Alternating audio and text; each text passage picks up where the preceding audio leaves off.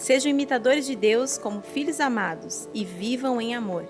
A fé em Jesus deve nos levar a andar como Ele andou, e Ele andou em amor. Nossa jornada diária deve ser um reflexo da imagem de Jesus. É assim que o brilho da sua presença reluz através de nós, e com o nosso bom testemunho, somos luz em meio à escuridão. Seja a atitude de vocês a mesma de Cristo Jesus, que esvaziou-se a si mesmo, vindo a ser servo, tornando-se semelhante aos homens. Vamos juntos aprender a andar em amor com um fiel testemunho e transformar a realidade à nossa volta através de um testemunho que aponta para o lugar onde está o nosso coração, o amor em pessoa. Vamos juntos, como corpo vivo de Cristo na terra, aprender como andar em amor.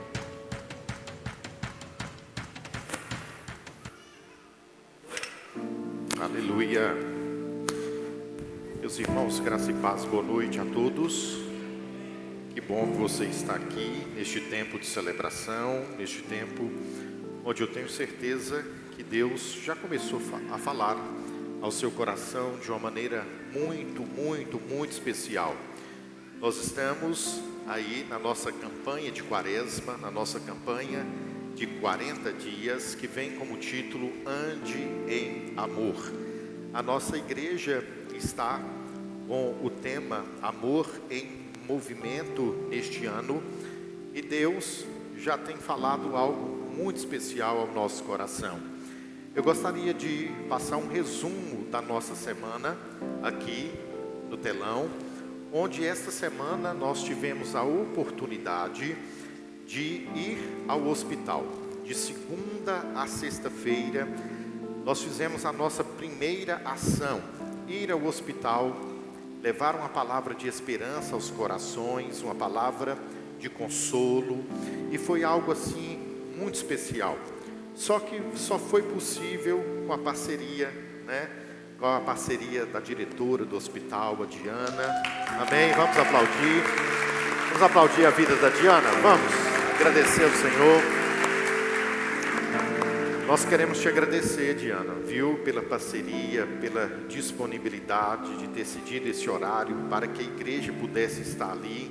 Receba a nossa consideração e que Deus continue te honrando muito, tá bom? Em nome de Jesus, ela está aqui hoje conosco.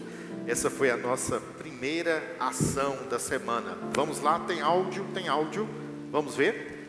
Posso ir além do impossível, em ti não há limites, eu tudo posso, o inferno treme ao ouvir a sua voz. Dê o play novamente, que eu acho que vocês colocaram a hora que eu estava falando. Dê o play aí, por favor. Creio no Deus do impossível, eu creio que tudo podes fazer. Eu não viverei pelo que vejo, eu posso ir além com o seu poder.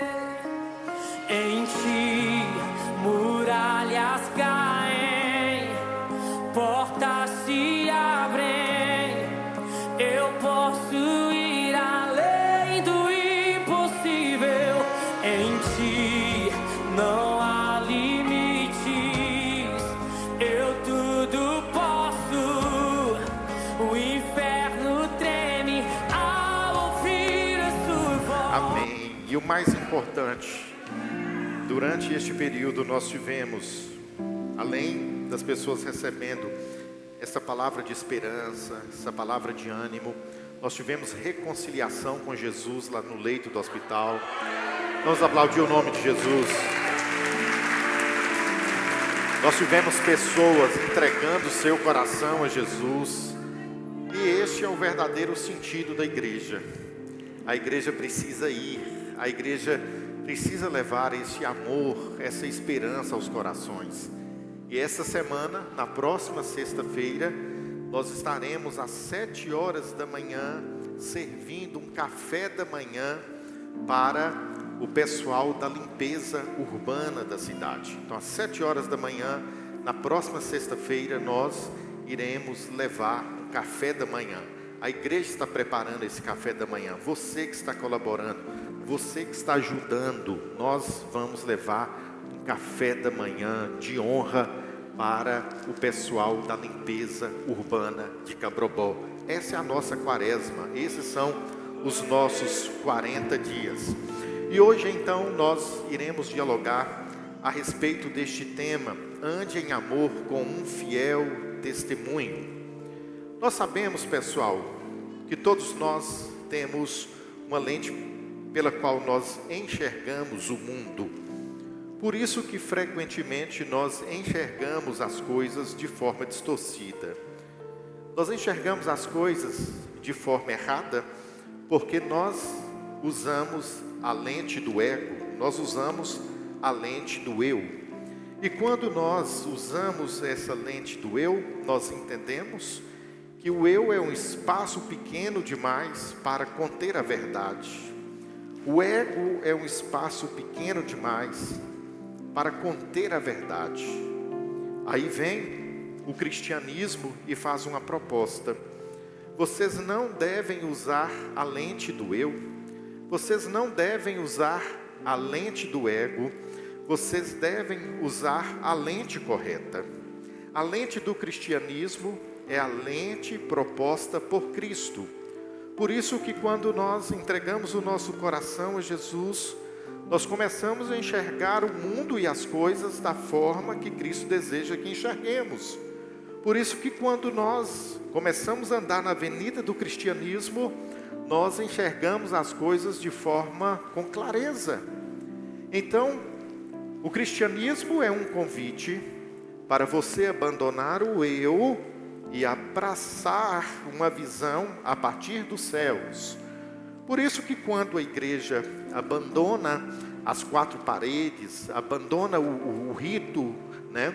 Abandona a liturgia, e ela vai até um hospital, ela vai até aos funcionários de limpeza urbana, ela faz um movimento de doação de sangue, ela faz um movimento de palestra para os pais, né?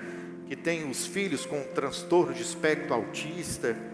Por isso que a igreja, quando ela sai das paredes da liturgia e vai até essas pessoas, a igreja está abandonando o eu, está agora entrando no propósito do cristianismo, que não é mais o eu.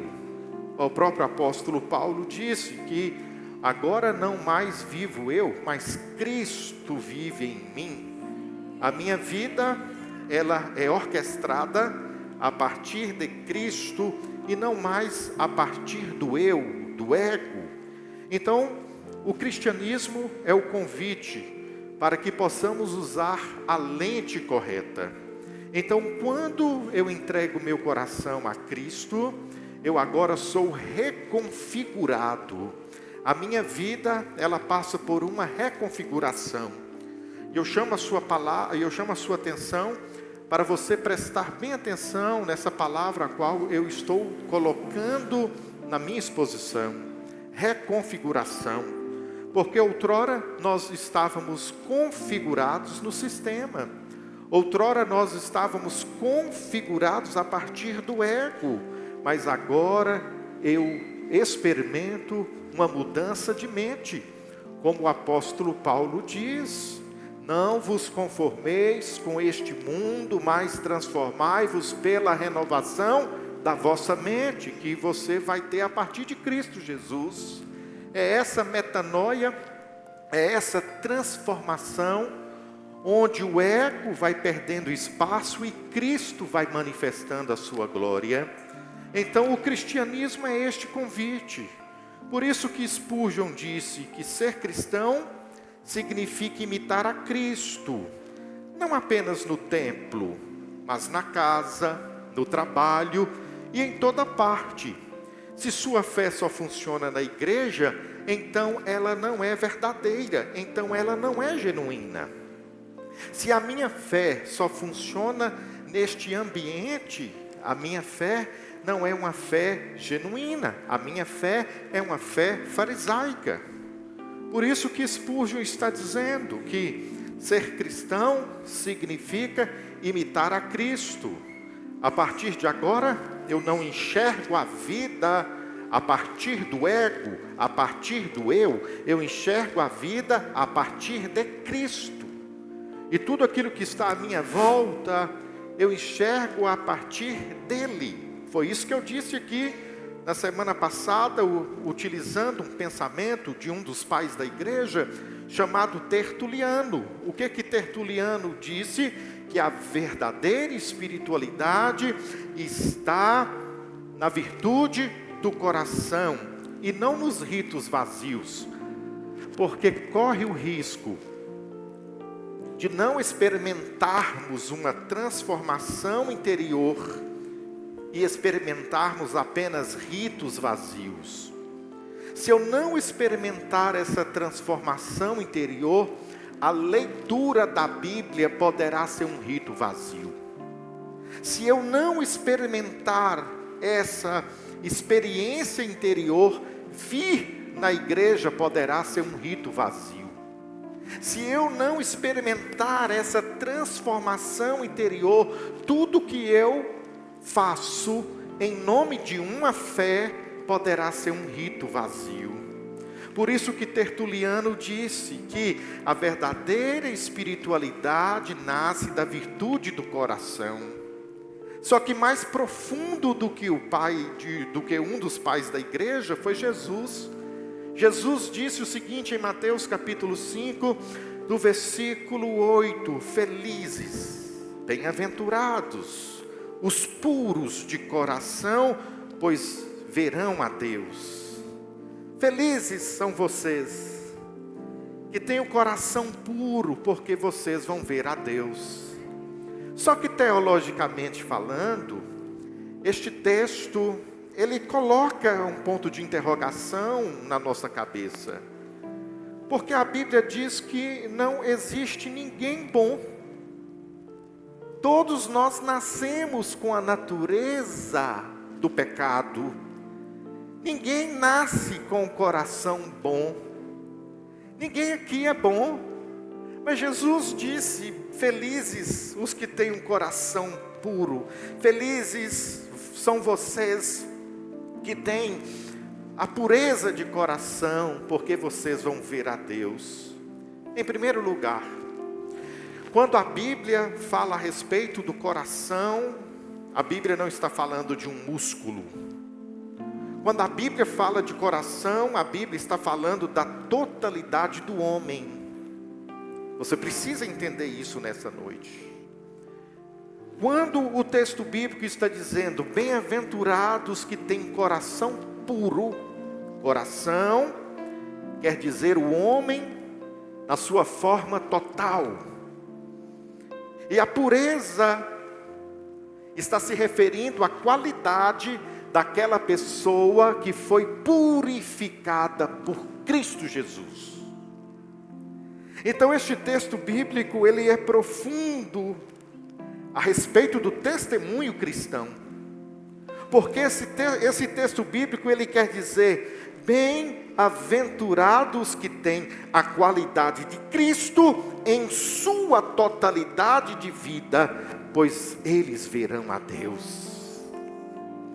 Felizes são vocês que têm a qualidade de Cristo em sua totalidade de vida, porque vocês verão a Deus.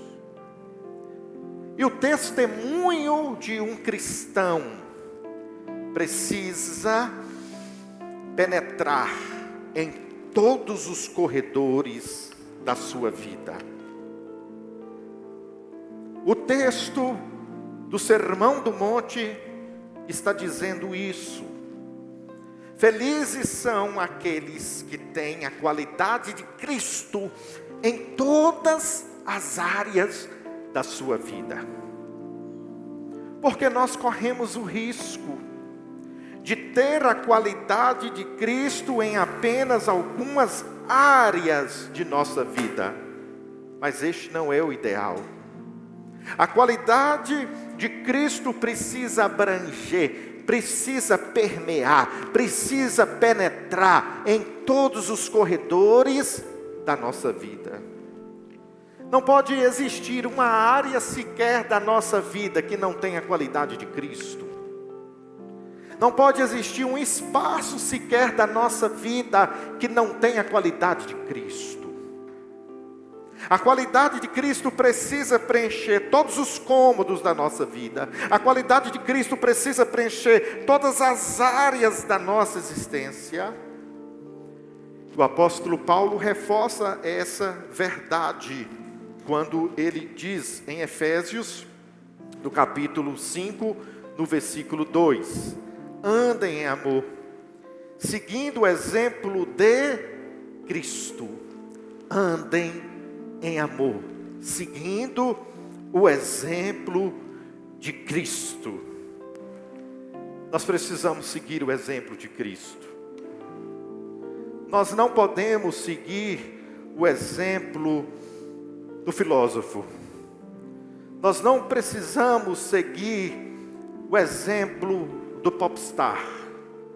Nós não podemos seguir o exemplo daquelas pessoas que estão em evidência na internet. Nós precisamos seguir o exemplo de Cristo. E a marca de Cristo era o amor. O amor precisa permear a nossa vida, a nossa existência. O amor precisa permear o nosso cristianismo, porque cristianismo sem amor é apenas religião, não é experiência de vida. Aí quando nós olhamos para a carta mais curta de Paulo, eu poderia chamar essa carta até de um bilhete. Um bilhete carregado de profundo testemunho cristão, endereçado a Filemon. Esta carta, esse bilhete, endereçado a Filemon, um rico senhor de escravos, que foi convertido a Cristo pelo ministério do Evangelho. Em Filemon capítulo 1, no versículo 19, você vai ver o apóstolo Paulo dizendo: eu escrevi essa carta a próprio punho, mas eu não vou citar, Filemon, que você me deve a sua vida, porque a sua vida, a vida eterna que você tem hoje, cabe ao discipulado que eu dei a você. Eu ganhei você a Cristo. Então nós vemos nessa carta, a menor carta do apóstolo Paulo, Filemon, carta de Paulo a Filemon, nós vemos inserida a história de um homem chamado Onésimo. Onésimo era escravo de Filemon, um escravo fugitivo que pertencia a Filemon.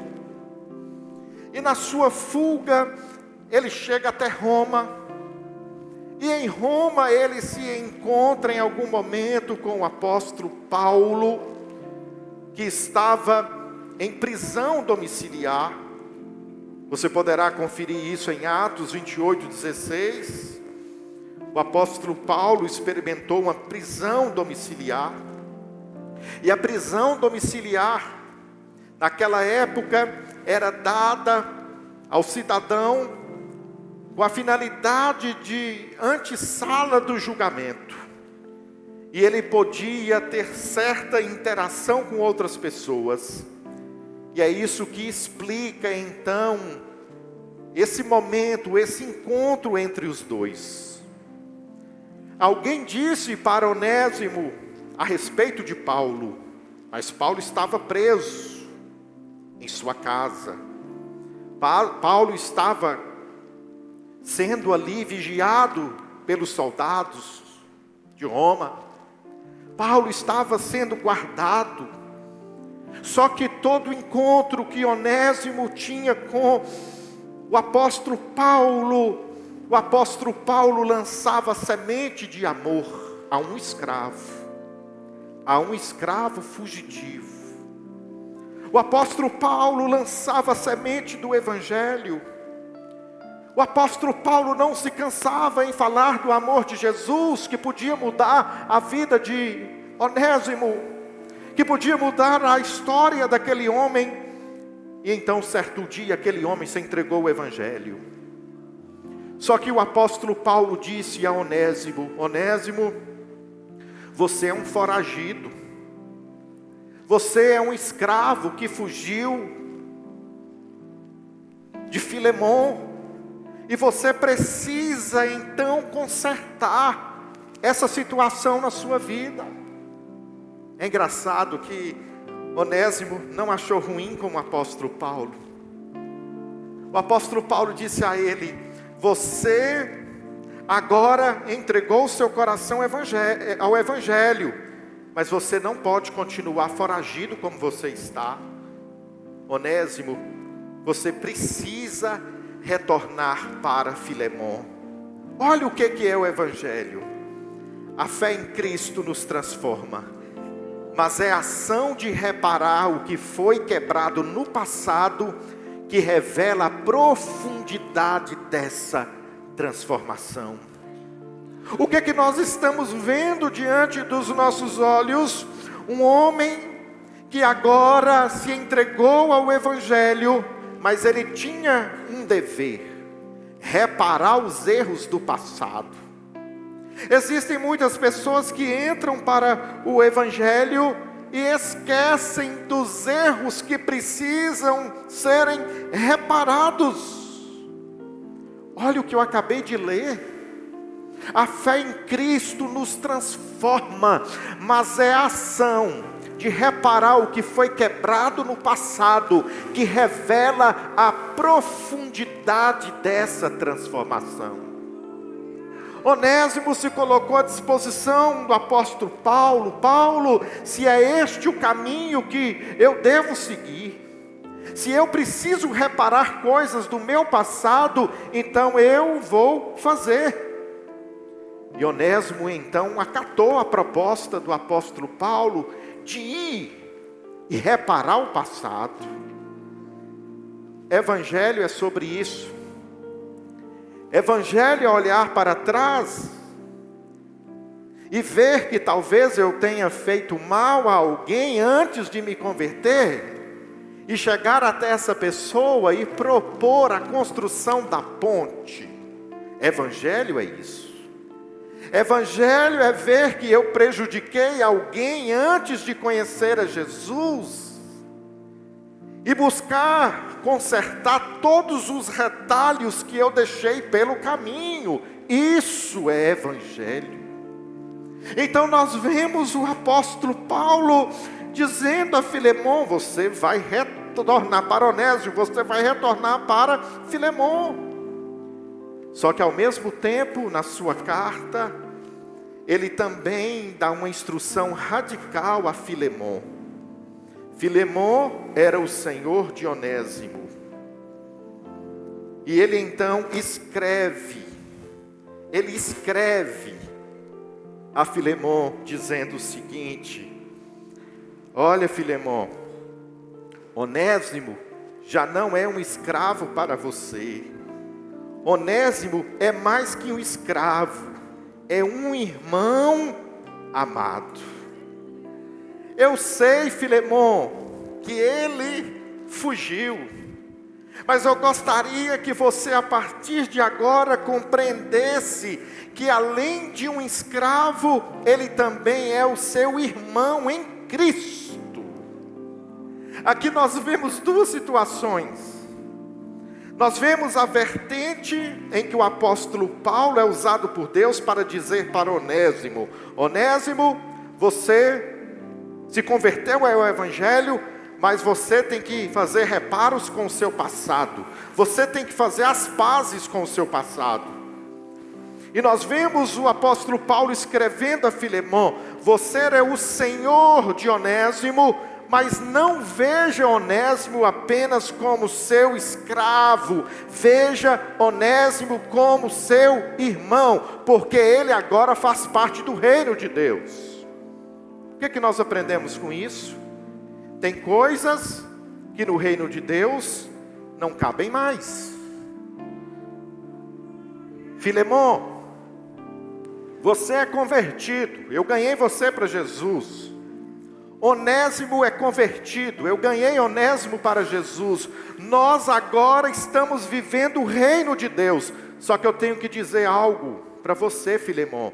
Tem coisas que no reino de Deus não cabem mais. Não trate Onésimo apenas como seu escravo. Trate Onésimo como seu irmão. Meus queridos irmãos, deixa eu dar uma paradinha aqui e dizer a você. Tem coisas que no reino de Deus não cabem mais. Tem coisas que depois que nós entregamos o nosso coração para Jesus, não cabem mais. Será que você está entendendo? Tem coisas que depois que você veio neste altar, levantou as suas mãos e se entregou a Cristo, não cabem mais na sua vida.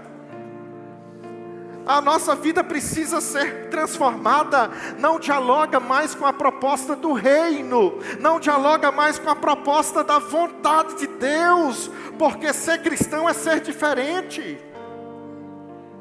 Deixa eu te contar a história do Império Romano. Naquela época, o Império Romano era cruel. O Império Romano pegava os escravos, espancava os escravos até a morte.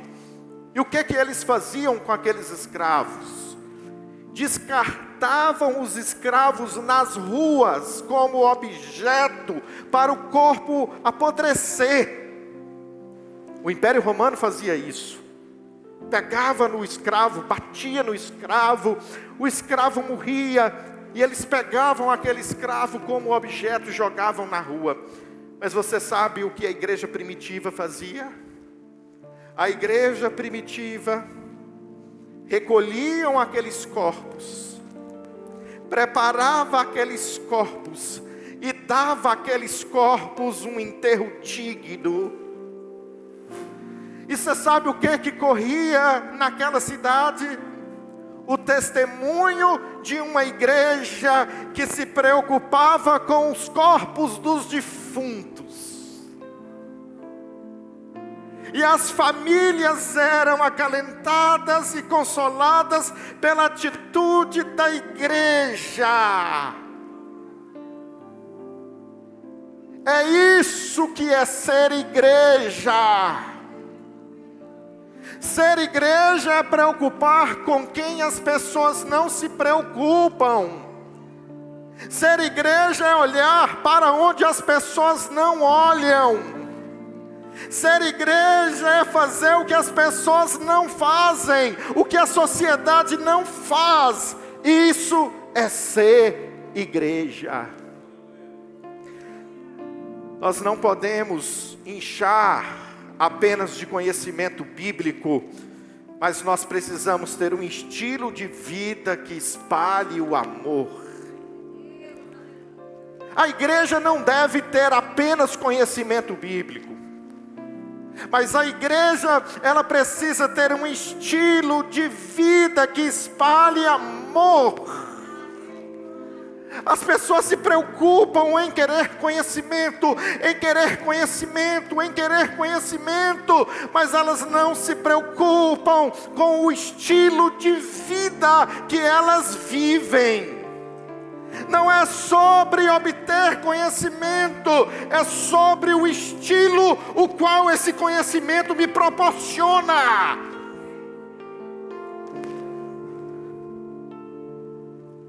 É o estilo de vida que esse conhecimento me proporciona. Não, nós não podemos ser lembrados apenas do tempo de fé que nós temos. Tem 20 anos que eu faço parte da igreja A, da igreja B. Não, tem 30 anos que eu faço parte da igreja A, da igreja B. Não, as pessoas não querem saber do seu tempo de cristianismo. As pessoas querem saber do seu amor por elas. Foi por isso que Paulo escreveu a Filemon: eu ouço com frequência de sua fé. Eu ouço com frequência da sua fé que você tem no Senhor Jesus, mas eu também ouço, Filemon, do amor por todo o povo santo. As pessoas não querem saber que você pega uma Bíblia e coloca debaixo do braço. As pessoas não querem saber apenas da doutrina que você segue. As pessoas querem saber se realmente você ama. As pessoas querem saber se realmente você acolhe. Porque o verdadeiro protagonista do bom testemunho é o amor. Observe o que o apóstolo Paulo escreveu a Filemon. Filemon, eu sei que ele, Onésimo, eu sei que ele fugiu, mas demonstre bondade ao meu filho Onésimo. Olha as palavras que o apóstolo Paulo utiliza para um fugitivo.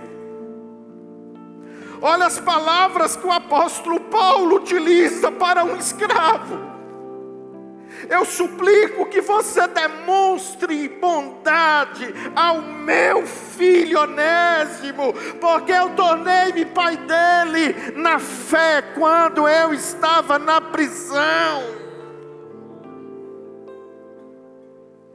Meus queridos irmãos, o que o apóstolo Paulo está propondo para Filemon é algo exclusivo dentro daquela cultura e naquele tempo. Por quê, pastor? Porque Filemon estava com a carta na mão para colocar uma marca dentro da letra grega, como você ferrasse um boi. Na nossa língua portuguesa seria fugitivo. Aí você colocaria a letra F na testa do fugitivo. Aí ele iria pegar, segundo a palavra grega de fugitivo, e colocar na testa de Onésimo. Ele tinha carta para castigar Onésimo, para prender Onésimo, para matar Onésimo, porque ele era um escravo fugitivo. Mas só que o apóstolo Paulo disse para ele: demonstre bondade ao meu filho. Eu ganhei ele para Jesus, da mesma forma que um dia eu ganhei você. Eu ganhei esse homem para Jesus, e ele tem que ser amado, ele não tem que ser julgado, ele tem que ser cuidado, ele tem que ser acolhido. Aí nós entendemos, queridos irmãos, que as ações de um cristão devem ser algo exclusivo. Em um mundo onde não perdoar é normal, nós precisamos perdoar. Em um mundo onde a quebra de relacionamentos é normal, ao invés de construir pontes, nós precisamos construir, ao invés de construir muros, nós precisamos construir pontes. Aí me chamou a atenção um vídeo de uma mãe de alguns anos atrás, que eu gostaria de convidar você para assistir comigo. Eu perdoo você. Eu perdoo você do fundo do meu coração. Mãe, perdoa assassino Alisson, do filho. eu quero que você vá para onde você for. Eu estou orando por você, como eu sempre fiquei até hoje, Alisson. Olhe para mim. Você está perdoado em nome de Jesus. Eu sou uma cristã e eu estou lhe perdoando. Vou continuar orando, Alisson. Eu nunca vou lhe visitar onde você vai estar, porque eu não tenho coragem de ir lá. Olhe para mim. Mas eu vou estar orando. E você vai encontrar esse Deus que eu sirvo. E você vai servir Ele. Viu? Eu não tenho um pingo de ódio de você, Alisson. Eu só oro por você todos os dias. Eu esperei esse ano inteiro, Alisson. Esse ano inteiro, Alisson, para lhe dizer isso. Desde o dia que você disse, olha, o Daniel está morto. E foi Alisson, eu não lhe conhecia. Eu disse, Senhor, tome conta dele. E hoje eu estou triste, Alisson, por você, porque você matou mais um. Eu estou triste. Olhe para mim, Alisson, você precisa olhar. Você não deixou, você não me deu a chance de olhar nos olhos do meu filho antes dele morrer. Porque você matou ele antes de eu vê-lo. E você sabe que Daniel não era um menino ruim. Você sabe o quanto Daniel era bom, trabalhador. Mas eu estou aqui. Vou continuar orando por você. Senhor, acompanha a Alisson, onde ele estiver, Senhor. Não largue dele um minuto, Senhor. Toque na alma dele, como o Senhor tem tocado na minha. Dá o conforto à mãe dele, Senhor, que deve estar sofrendo tanto quanto eu. Eu agradeço, Senhor, por tudo, em nome de Jesus. Amém. Isso é evangelho. A mãe que perdoou o assassino do filho. Isso é evangelho. Sabe por que eu falo? Porque por menos nós deixamos de conversar com as pessoas. Por menos as pessoas viram a cara para nós e nós viramos a cara para as pessoas. Por menos nós dizemos com ela, nunca mais. Com ele, nunca mais. Por menos nós nos enclausuramos dentro do nosso ego. Você sabe que Deus trouxe você aqui nessa noite para dizer? Afira o seu cristianismo, porque às vezes você só conhece uma religião e você não conhece Jesus. Às vezes você só conhece uma igreja e não conhece Jesus. Olha o que Bonhoeffer disse: seguir a Cristo é sempre um chamado para sair da zona de conforto e nadar contra a corrente. Olha que lindo, minha gente. Seguir a Cristo é isso, é deixar a zona de conforto e nadar contra a corrente. E por fim, eu gostaria de fazer um registro interessante, qual esse texto traz. Este texto bíblico, ele vai terminar assim: seu amor, meu irmão, tem dado muita alegria e conforto, pois sua bondade tem revigorado o coração do povo santo. Deixa eu te falar uma coisa. Filemon era um cara próspero, rico. Só que o apóstolo Paulo não cita nada sobre as posses de Filemon. O que é que nós vemos aqui quando o apóstolo que está falando isso no original? Pois a sua bondade tem revigorado o coração do povo santo. Os seus atos de bondade no meio da igreja, a sua generosidade tem reanimado o coração do povo santo. Sabe o que o apóstolo Paulo estava querendo dizer? Que o cristão deve ser conhecido mais pela sua generosidade do que pela sua prosperidade. Quantos cristãos ficam ostentando em rede social? Para que isso? Olha o que o apóstolo Paulo está dizendo. Você precisa ser mais conhecido com a sua generosidade do que com a sua prosperidade. Você não precisa ser conhecido pelo que você tem. Você precisa ser conhecido pelo que você dá.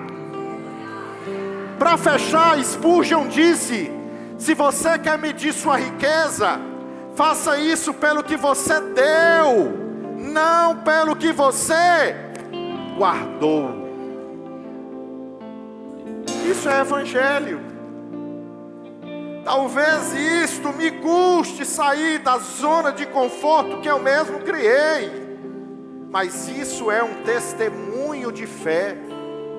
É desse testemunho que a cidade precisa. A cidade não precisa de cristãos que se ostentam na internet. A cidade precisa de homens e de mulheres que entregam a sua vida pelo evangelho, por amor às pessoas.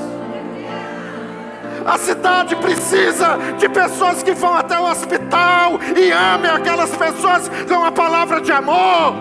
A cidade precisa de pessoas que vão, numa sexta-feira, servir o pessoal da limpeza urbana. É disso que a cidade precisa.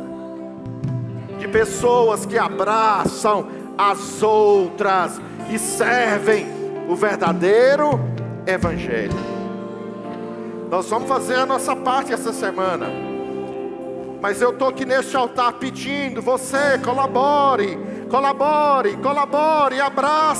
abrace o nosso café da manhã. Você já deu o seu nome? Generosidade. Para a gente abençoar vidas. Talvez ninguém em Cabrobó nunca fez isso. Deixa eu te falar uma coisa. Talvez ninguém em Cabrobó nunca serviu um café da manhã para o pessoal da limpeza urbana. Mas nós vamos servir, porque nós entendemos que isso é o amor em Cristo. Mas eu conto com você. Amém ou não?